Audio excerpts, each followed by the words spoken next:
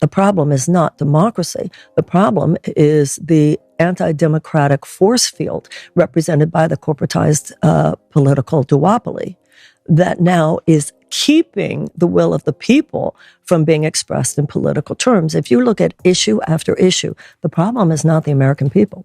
If you look at issue after issue, the consciousness of the American people is not the problem.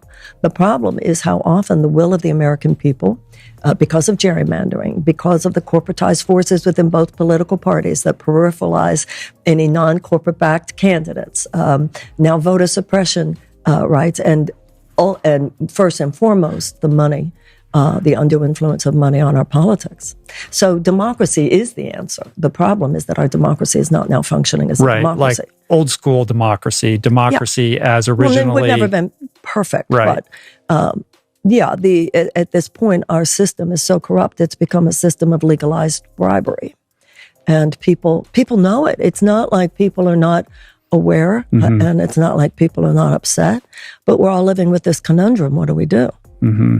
Yeah, the distinction between the voters and the systemic ills of a democratic system that's been co-opted by corporate interests. So in looking at that problem or that dilemma, like how do we untangle that knot and, get the democratic system back on the rails so that it can, function in the manner in which it was originally conceived and not be held hostage by the corporations that seem to, dictate policy on every level?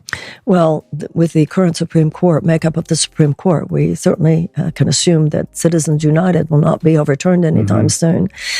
In Letters to a Young Poet, I'm sure a book that you're well aware of by Rilke, he says there are times when you don't know the answer, but you live with the question. And that is a question, the one you just posed, that every thinking person that I know is dealing with right now. What do we do in 2024? We have seen, the way I look at it, the Republican Party as it now stands represents a nosedive for our democracy. And the Democratic Party as it now stands, certainly under the leadership of its corporatized forces, represents a managed decline of American democracy. We all know the risk. You go third party and you could risk helping neo-fascist forces get back into power. You work within the Democratic Party and you see what they did to Bernie twice. I know what they did to me. What is the way forward?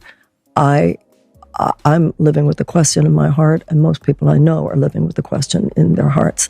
And I think that the answers are going to emerge because I think the anguish of that question exists in enough of us.